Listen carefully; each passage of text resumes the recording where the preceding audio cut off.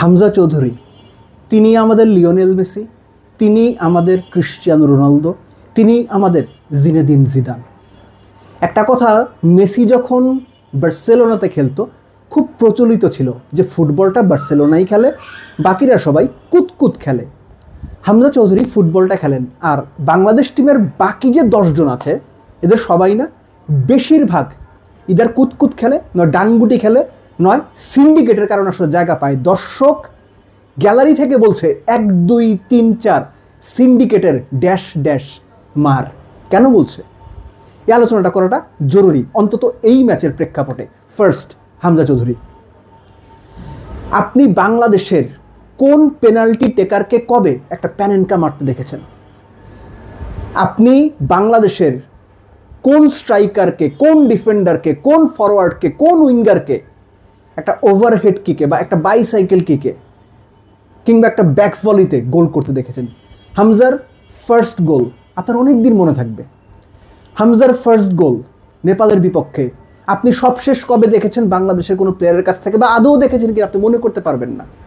একজন হামজা আমাদের জন্য সব কিছু ছাপিয়ে সব কিছুর ঊর্ধ্বে। সেকেন্ড গোল প্যানেনকা, বাংলাদেশ 1 গোলে পিছিয়ে দ্বিতীয় হাফ শুরু হলো, হামজা একা পুরো ম্যাচের চেহারা বদলে দিলেন। ফার্স্ট হাফে একটু নিচের দিকে খেলেছেন, ডাবল পিভটের একজন হিসেবে খেলেছেন, জামাল একটু ওপরে ছিল। সেকেন্ড হাফে জামাল একটু নিচে নামলেন, তার উপরে ভরসা রাখা হলো, জামালকে নিচে ওই ভরসার জায়গাতে রেখে হামজা উপরে উঠলেন, 2 গোল করলেন। শেষ মুহূর্তে গিয়ে অভ্যাসমতো বাংলাদেশ গোল খেয়ে ম্যাচ ড্র করলো। সো এই যে হামজার পারফরমেন্স আপনি না অন্য কারো সঙ্গে মেলাতে পারবেন না। হয়তো কাছাকাছি যাদের পারফরমেন্স করার সম্ভাবনা ছিল তাদের একজনের নাম হয়তো জায়ান চৌধুরী, একজনের নাম হয়তো কিউবা মিচেল, একজনের নাম হয়তো সমিত সোম। জায়ানকে আপনি কোথায় খেলতে দেখেছেন? যে প্লেয়ার উইংয়ে খেলে, স্পেসিফিক্যালি লেফট উইংয়ে খেলে হংকং চায়নাকে কাঁপিয়ে দিল, তছনছ করে দিল, তাকে আপনি নেপালের বিপক্ষে কী রোলে খেলাইলেন? সমিত সোম, কিউবা মিচেল, এদের কি পশ্চাৎ দেশে ফোরা উঠছে? এদের কি মাথা ব্যথা, চোখে কম দেখে? স্টার্টিং লাইন আপ এদের কেন রাখা হয় না? এইখানেই আছে সিন্ডিকেটের প্রশ্ন। আমি নিয়মিত ফুটবলটা ফলো করি না, কিন্তু এই যে সিন্ডিকেটের গন্ধ, গল্প, নোংরামি, এগুলো তো পড়ি, শুনি, অনেক কলিগের কাছে গল্প শুনি, অনেকেই বলেন, পত্রিকায় ফেসবুকে লেখা হতে পড়ি। তার মানে কি সিন্ডিকেট তো সত্যি? তার মানে তো সিন্ডিকেট সত্যি। একটা পার্টিকুলার ক্লাবের প্লেয়ার্স তারা দিনের পর দিন সুযোগ পেয়েই যাবেন।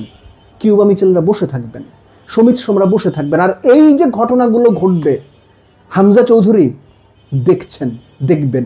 মনে রাখেন, এই সিন্ডিকেটগিরি হামজা চৌধুরী একটা সময়ে গিয়ে সহ্য করবেন না। এমনও হইতে পারে তিনি সব কিছু মিডিয়ায় গেলে বলে দেবেন।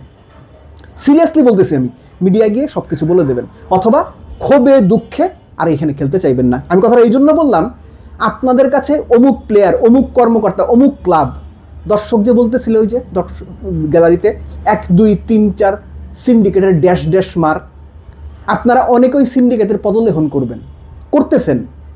হামজার কিন্তু ওই দায় নাই। হামজা আপনাদের পুছেও না।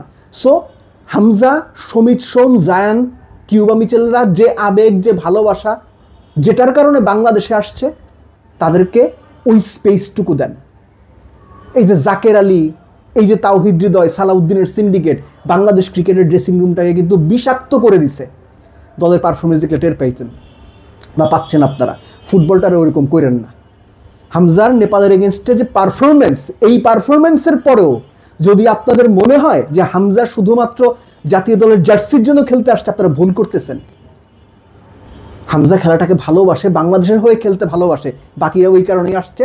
তাদের আপনারা মানসিকতাটাকে নষ্ট করে নেয় সিন্ডিকেট বাজি করে। আমি খুব কষ্ট নিয়ে কথাগুলো বললাম। দর্শক যখন মাঠ থেকে বলে, এগুলো আপনাদের গায়ে লাগে না, লজ্জা লাগে না? হাভিয়ার কাবরেরার এমন কি দায় যে পার্টিকুলার ক্লাবের প্লেয়ারদেরই সবচেয়ে বেশি স্পেসিফাই করে খেলাইতে হবে? ধরেন রাকিব, ধরেন ফাহিম, ঘরোয়া ফুটবলে তারা কোন টিমে খেলে আমি জানিও না। আমি শুধু ফুটবলটা যখন দেখি তখন দেখি আর একটা ভালো রান করতে পারে না, একটা ভালো ডেলিভারি দিতে পারে না, একটা ভালো হেড করতে পারে না, ডিবক্সের ভেতরে যে কোনো বল পায়ে পড়া মাত্র ডাবল টাচ করে, একটা ভালো শুটিং অ্যাকুরেসি নাই। এদেরকে আপনার টপ প্লেয়ার কীভাবে মনে করেন? ফার্স্ট হাফে বাংলাদেশ লেফট উইঙ্গে কয়টা অ্যাটাক করছে আপনি বলতে পারবেন? পারবেন না। আপনি ড্রিবলিং করে রাকিবকে, ফাহিমকে, তারা তো রাইট উইঙ্গে সেন্ট্রালে খেলছে, কয়জন ঢুকছে? তারা কোন সিন্ডিকেটের প্লেয়ার কিনা আমি জানি না, কিন্তু এই যদি অবস্থা, আপনি তারপরও কিউবা মিচেলকে বসায় রাখবেন, তারপরও সমিত সোমকে বসায় রাখবেন, তারপরও জায়ানকে আপনি লেফট উইঙ্গে খেলাবেন না, নাকি লেফট ব্যাক খেলাবেন? এটা সিন্ডিকেট না তো কি? 100% সিন্ডিকেট।